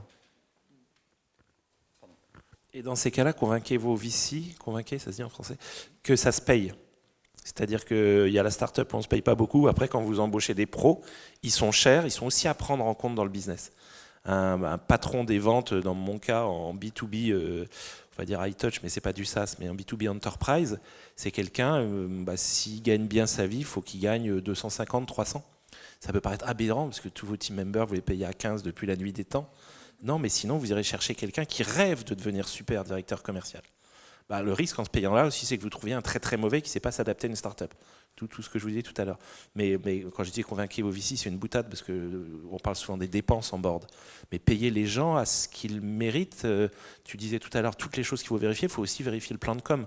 Il y a des pros du plan de com, du plan de commissionnement. Un plan de com pourri, ça peut vous faire générer des pertes énormes d'argent ou alors une mauvaise motivation des commerciaux. Même le plan de com, c'est un truc de pro, quoi. On ne peut pas inventer un plan de com comme ça, alors qu'il y en a 150 qui existent, surtout dans le monde SaaS, si vous êtes SaaS.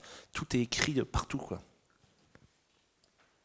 Messieurs, je vous remercie. Je vais peut-être passer la parole à notre audience si elle le souhaite.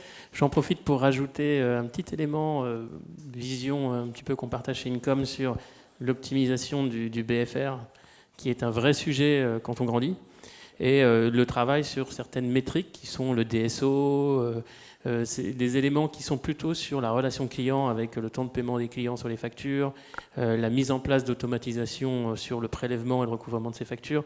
Il y a aujourd'hui d'autres startups qui travaillent sur le sujet, qui est très important qu'on commence à grandir, à avoir beaucoup de clients. Chez Comet, vous avez peut-être moins de clients, parce que c'est sûrement des gros clients, mais vous devez avoir beaucoup de factures.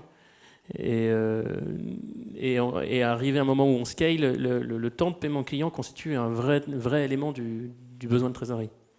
Et ce sont des indicateurs aujourd'hui que nous on met en avant dans Income, qui sont très utilisés et dont les plus grosses sociétés sont très friandes. Clairement. Et là, pour la peine, je rebondis là-dessus avant que la question arrive. De toute façon, ça a un impact cash direct. Donc, comme je disais tout à l'heure, cash is king, je suis 100% en phase. Bonjour. J'ai une question en tant que jeune entrepreneur. On se demande, on le voit, pas mal d'expérience, comment on peut monter en compétence sur ces questions justement. Quelle lecture vous pouvez conseiller à quelqu'un comme moi? C'est quoi ton modèle? C'est du SaaS, c'est du service, c'est du... Je sais pas. Si tu sais pas, ça va être dur. C'est si tu maîtrises assez bien l'anglais, e-commerce, marketplace, SaaS, high, low touch, voire no touch, tout ce qui est service à la personne dans une moindre mesure, tout ça c'est théorisé hyper bien. Donc tu vas trouver des tonnes de modèles où tout est déjà écrit, c'est-à-dire tous tes ratios, tout ton funnel aussi bien d'acquisition que de conversion, le prix, alors le plus dur c'est dans les modèles américains que vous allez chercher sur le web, généralement c'est des prix en dollars, le prix d'un SDR, le prix d'un inside sales, le prix d'un sales high touch, leur plan de com, etc. Tout ça c'est théorisé, donc c'est un peu gênant parce que si vous êtes en Californie et que le team member de base, vous le payez 150, c'est quand même un peu dur de faire des parallèles. Mais globalement, tout ça, c'est hyper bien théorisé. Donc c'est dur de répondre à ta question. Google est ton meilleur ami, si tu ne le savais pas. Mais par contre, il faut quand même que tu saches d'abord ton modèle de ce que tu vends. Parce que entre vendre, tu vois, même nous, le Comet de maintenant et le Comet, à un moment, on vendait co-startup, on était tous copains, etc. Maintenant, on discute avec des gens du service achat et du service juridique. C'est beaucoup moins fun comme discussion au début. Peut-être en complément d'info, pour éclairer un peu cette histoire de low touch, high touch, en fait, vous vous rendez compte, enfin moi je le vois tous les jours, hein, chez Bréguin on voit 5000 opportunités par an, donc ça fait beaucoup forcément. Là où souvent le bas blesse, c'est qu'on vend trop peu à des clients qui nous coûtent trop cher. En fait, ça paraît con ce que je veux dire, parce que ça devrait être une évidence, mais en fait, on s'en rend pas compte toujours, et en fait, on se dit, je fais du high touch sur des paniers moyens très faibles. Donc, c'est un peu le travers qu'on a parfois. Et donc, c'est pour ça que bien comprendre son modèle et bien comprendre ce qu'on cherche à faire, c'est ultra important. Et finalement, tu vois, faire 100 millions d'euros de chiffre d'affaires, tu peux le faire de plein de façons différentes. Tu fais 100 fois 1 million, tu fais 1000 fois 100 000, enfin, tu vois, et tu fais 1 million une fois, 100 millions 1 euro, quoi. Et c'est pas du tout les mêmes modèles. Donc, tu vois, Eric, tu parlait même de no touch. Bah ouais, si tu fais des ventes à 1 euro, c'était même pas un commercial au bout, rien, sinon c'est pas rentable le truc. À l'inverse, quand tu veux vendre à des grands comptes et que tu sais que les cycles de vente sont hyper longs, qu'il faut passer par les achats et que tu en as pour 9 mois, si tu fais des billets à 20 000 balles, c'est cuit. Donc en fait, c'est ça qu'il faut arriver à comprendre quand on parle de modèle. C'est vraiment au-delà de raffiner ensuite exactement les métriques de ce genre de business ultra précisément, mais ne serait-ce que déjà de macro, tu vois, se dire bon attends, qu'est-ce que je cherche à faire, quel est mon user au bout, et sur ces personas se dire bon bah ok d'accord, je parle à un chef d'entreprise de PME qui peut débourser que 20 balles par mois. Putain, comment je l'approche, parce que ça fait un panier moyen à 250 balles par an, comment je lui vends mon bousin? Parce que si je dois y mettre un commercial au cul pendant 15 jours, ça va mal se passer l'histoire. Ouais, bonsoir, c'est Grégory. J'avais deux questions pour Eric, en l'occurrence. Donc, moi, je suis fondateur de You Love Words. On est une plateforme de production de contenu pour les marques. On fait 5 millions d'euros de CA. Et tu parlais tout à l'heure des dashboards. Donc, on a HubSpot aussi, on se sert de spreadsheet, etc. Je voulais savoir si vous aviez réussi à vous créer un stack en fait, de dashboard très clair pour tout le monde. Et auquel cas, sur quel outil vous utilisez. Parce que nous, du coup, on suit des dashboards dans HubSpot, on en suit dans spreadsheet. C'est un peu un joyeux bordel, tout ça. Et je ne sais pas si vous avez réussi si vous avez le même problème ou si vous avez réussi à un moment à vous synchroniser là-dessus. Tu avais une deuxième question, mais après peut-être. La deuxième question. Non, je vais te répondre à la première. Okay. J'ai une mémoire de poisson rouge. Oui, du coup, j'ai fait le choix que le reporting commercial, c'est-à-dire l'ensemble du funnel d'acquisition d'un client qui commence chez nous en amont, on a très peu de leads entrants vu qu'on est en enterprise, qui commence donc par les premiers coups de fil, les premières rencontres, les premiers mails. On piste tout ça dans HubSpot, et la raison pour laquelle, et qui va jusqu'au chiffre d'affaires et même chiffre d'affaires répétitif, tout ça on l'a mis dans HubSpot, que je voulais pas que mes commerciaux, qui sont des gens simples, mais très sympathiques, je voulais pas qu'ils aient plusieurs outils. C'est-à-dire tu commences à leur donner des choses de reporting auxiliaires, c'est pas facile. Donc on a utilisé l'API d'HubSpot pour remonter certaines choses du back-office, entre autres la valeur réelle des deals ou des choses sur la longueur de la mission. Je voulais absolument qu'un commercial qui va chercher ses nouveaux deals principalement en grenouillant dans le compte, donc en allant voir les freelancers qui sont déjà dans le compte, je voulais que par deal, il ait l'ensemble du nom des freelancers, etc. Donc tout ça, c'est du HubSpot. Et HubSpot est bien fait, c'est un des rares softs où tu peux par exemple dire, je ne sais pas si c'était au mois ou au trimestre, mais dire quel est mon trimestre d'avant en gris clair, quel est ton trimestre en cours en pointillé, et quel est l'objectif que tu as souhaité. Ça, c'est bien fait. Par contre, c'est assez limite, c'est-à-dire que plutôt que tu sors de perf purement sales, tu dois passer à autre chose. Et donc, nous, je le disais tout à l'heure, on a tout mis dans un data lake, y compris on déverse HubSpot. Et après, au-dessus, on a pris Looker. Looker, c'est un concurrent de Tableau qui a l'énorme avantage d'avoir un macro langage qui s'appelle LookML, qui, comme son nom l'indique, permet de faire des mises en forme. Et c'est toujours pas fini, c'est-à-dire que tous les mois, on change, on affine, on regarde un dashboard. Mais par contre, on a un dashboard de 8 looks, donc de 8 carreaux, qui sont tous, qu'on peut tous aller chercher pour changer la date de début, date de fin, puis le maillon, la semaine, etc. Je pense qu'on n'est pas mauvais là-dessus. On arrive à réconcilier et le BO, et le back-office, pardon, et HubSpot, et la compta, et les événements qu'on peut faire derrière, du type le nombre de pages vues. C'est le genre de choses, j'en ai déjà parlé, pas avec toi, mais j'ai déjà parlé avec plusieurs personnes de The Family. Hormis le fait que je vous propose ça tardivement, je peux vous montrer ce qu'on a fait, je l'ai fait avec plusieurs d'entre nous, pour au moins vous donner des idées, ce qu'on sait faire en API, là où on en a chié, pardon, je suis pas poli, là où on en a souffert, et puis de donner quelques exemples avec plaisir, plutôt en dehors des horaires boulot, mais... Cool. Et quand tu dois calculer ta lifetime value ou ton CAC, pour le coup, tu le calcules dans quoi, ça ? Mon CAC, moi, je l'ai calculé à l'extérieur de HubSpot, parce que HubSpot a lancé un module, je ne sais pas si tu le connais, mais qui est fait pour le SaaS, où tu commences à avoir des petits bouts. Le seul problème, c'est que c'est un modèle parfaitement répétable, avec justement une LTV fixe, avec un prix mensuel ou autre fixe. Donc, ils essaient de craquer ça à ma demande, d'ailleurs. C'était un peu des potes. Mais honnêtement, les softs aujourd'hui qui arrivent à te calculer en automatique le CAC... Tu le calcules dans un Excel ou un spreadsheet ? Non, je le calcule en arrière. C'est-à-dire que moi, j'ai tout dans mon data lake. Donc, je décide de construire au-dessus de mon data lake à mes données crues, brutes, non travaillées. Au-dessus, j'ai un data warehouse. J'ai choisi mon maillage, semaine, mois, etc. Et après, je le montre avec Looker. Mais donc, je fais évoluer mon data warehouse en fonction de mes besoins, mais j'ai toujours un data abutoir. On s'est rendu compte il y a 4 mois qu'on utilisait quelque chose de faux, c'est-à-dire qu'on utilisait notre chiffre d'affaires, mais notre chiffre d'affaires traditionnellement pas en plateforme, mais en plateforme, le chiffre d'affaires, il est généralement comme comprise. Donc tu vends quelque chose, tu prends ta com au-dessus. Et donc ta GMV ou ta GSV, elle est généralement comme comprise. Et ça faisait depuis la naissance de Comet qu'on ne le faisait pas. Je m'en suis rendu compte, j'avais assumé ces erreurs, j'avais assumé qu'elle était comme comprise. Parce que c'est l'habitude, quoi. C'est un peu comme si un magasin calcule son chiffre en hors taxe ou en toute taxe. Si c'est aux États-Unis, c'est toujours toute taxe. C'est toujours hors taxe, parce que la taxe, tu la payes à part. En France, c'est toujours TTC quand tu parles du B2C. Et on a dû mettre un truc, genre quelques heures, à changer tous nos dashboards pour qu'ils deviennent tous en com comprise. Ce qui était une super nouvelle, parce que du coup, on a augmenté le chiffre d'affaires de 15%. Nos VC étaient ravis, mais on l'aura pas, si on leur explique. Donc si tu as un truc bien fait, c'est un peu consommateur de temps de mettre en place cet outil, mais c'est vraiment top. Stock tout en vrac, utilise HubSpot que pour tes sales, et le reste, tu utilises un tableau, un truc comme ça. Et sinon, on se voit avec plaisir. Deuxième question, je ne sais pas si je peux toujours. Rapidement.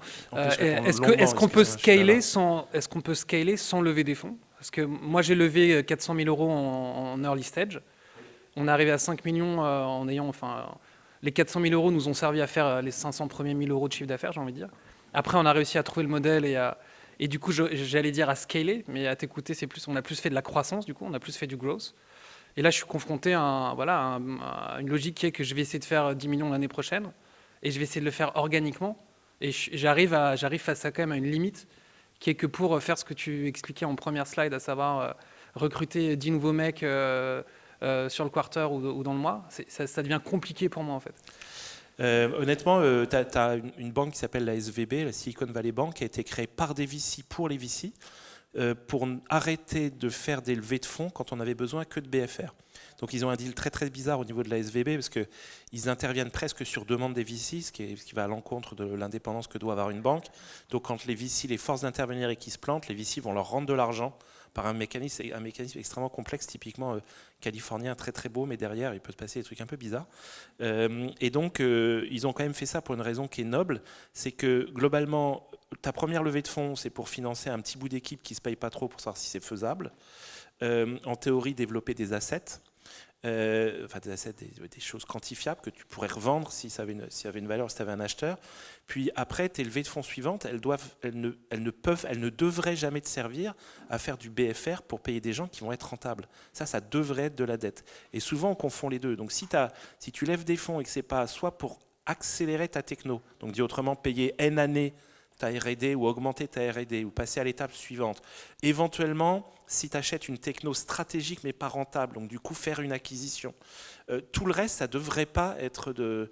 Tu vois, quand je vois des entrepreneurs qui disent « je lève une levée de fonds pour me développer à l'international », la question c'est de te développer commercialement ou tu dois adapter ton produit. Et normalement, tu devrais avoir dans ton PNL, dans le cash que tu rentres, qu'est-ce qui est dédié à créer des assets et qu'est-ce qui est seulement fait pour faire du BFR. Une SS2I ne fait jamais de levée de fonds. Si elle le fait, c'est une erreur. Elle va voir sa banque, elle va voir un pote qui lui prête de l'argent, parce qu'au bout de 3 mois, hormis, tu assumes le BFR du client qui te paye à 90 jours et de ton employé que tu payes à 0, enfin, à la fin du mois. Et le reste, bon, après, la vie n'est pas aussi rose que ça, et des moments, tu as un petit peu besoin d'argent. Mais en théorie, ouais, si tu peux scaler ou grossir très très fort sans VC, parce que tu n'as pas un modèle qui a besoin de développer des assets, oui, fais-le, c'est sain. Enfin, je sais pas, c'est peut-être pas gentil, tu vas perdre des clients. Mais... Ah non, mais attends, moi j'en suis ravi au contraire. Enfin, tu vois, moi je pense que là où je te rejoins à 2000%, c'est que tous les boîtes ne sont pas VC compatibles et l'argent des VC n'est pas la seule solution, loin de là. Enfin, tu vois, c'est un moyen de se financer sur un sujet très particulier qui est celui que les autres ne financeraient pas. Mais quand tu es entrepreneur, évidemment, et en plus en France, BPI c'est open bar, donc je veux dire, c'est con de ne pas prendre de l'argent moins cher. Le nôtre il est très cher, moi je l'assume complètement, tu vois, et plein de fois je dis à nos entrepreneurs ou même à des potes entrepreneurs, putain, mais ne va pas lever avec des VC, c'est surtout pas le sujet, parce qu'en fait tu vas acheter de l'argent qui te coûte beaucoup trop cher. Donc si tu as prouvé un truc qui fonctionne et que tu sais exactement que quand tu mets 1 euro il en sort 3 en bas et que tu sais le prouver, bah, tu vois, va voir tous les gens qui savent faire de la dette un peu risquée. Donc après, le problème en Europe, c'est qu'il n'y en a pas beaucoup. Tu vois, SVB, c'est les US. Bon, il n'y en a pas des milliers, quoi. Mais il y en a. Donc il y a des gens qui savent faire ça. Et je pense que c'est dommage d'aller se diluer quand on peut faire ça, finalement. Après, juste un petit point qui n'a rien à voir avec la choucroute. Mais je rebondis sur ce que tu disais, ce que tu parlais CAC LTV. Je veux juste faire une petite parenthèse là-dessus parce que, en fait, ça aussi, tu vois, tu parlais tout à l'heure de modèle et tu disais, quel est mon modèle et tout. En fait, les gens se trompent là-dessus. La LTV, ça vient des modèles récurrents, SaaS, même à la base des opérateurs telco, finalement, qui faisaient des forfaits. Donc voilà, c'est comme ça que ça marche. Et dans le SaaS, c'est assez simple parce qu'en fait, à l'ordre 1, il y a un churn mensuel et puis la marge contributive sur du software, elle est quasiment de 100%. Et tu mets 90 qui a un peu de support. Si ton software est bien foutu, s'il est mal foutu, c'est un peu plus cher. Mais enfin, à l'ordre 1, ça veut dire ça. Dans plein de modèles, c'est pas le cas du tout et les gens se trompent en fait. Ils font des espèces d'LTV sur le revenu alors qu'en fait, la marge contributive, elle est de 20 ou 25 points, surtout quand tu es en mode marketplace et autres. Et donc, ça ne veut strictement rien dire. Et donc, tu as des mecs qui font des BP complètement foireux parce qu'en fait, ils regardent une LTV qui n'est pas du tout ce qu'ils devraient regarder. Donc, on revient sur la data. Enfin, encore une fois, si tu regardes au mauvais endroit, si tu regardes la température du moteur alors que tu dois regarder la vitesse, tu fais des conneries. Et je souligne ça parce que c'est un sujet moi, qui m'horripile parfois, où je vois des mecs dire « Ah non, ma LTV, c'est 6 fois mon CAC ». Et tu dis « Attends, attends, 2 secondes, prenons du recul. Ton chiffre d'affaires multiplié par X mois, c'est X fois ton CAC. Mais est-ce que vraiment ta marge est exactement positionnée comme ça ? Et ce n'est pas forcément le cas. Donc là, encore une fois, reprendre des modèles SaaS-like sur des boîtes qui ne le sont pas, ça ne marche pas. Je vais conclure sur ça en disant effectivement la donnée est très importante et comment on interprète la donnée en fonction du business model. Je prends notre exemple où on signe des contrats avec engagement sur du SaaS. On peut parler de LTV puisqu'on la connaît en amont. Mais chaque business doit construire ses propres indicateurs de gestion basés sur la donnée. L'important, c'est l'organisation de l'entreprise qui évolue en permanence et les dashboards qui évoluent en permanence en fonction du momentum de l'entreprise. Donc, messieurs, je vous remercie. René-Pierre, Ben, Eric. On va prendre un petit verre pour pouvoir échanger en off avec tout le monde. Cette vidéo va être également transmise à plein d'entrepreneurs partout en France qui ne peuvent pas être là à Paris ce soir. Et merci pour votre participation. Et merci d'être là à nos côtés chez Income pour parler aux entrepreneurs de la structuration de leurs données et de leurs process dans la croissance. Merci beaucoup, messieurs. Bonne soirée.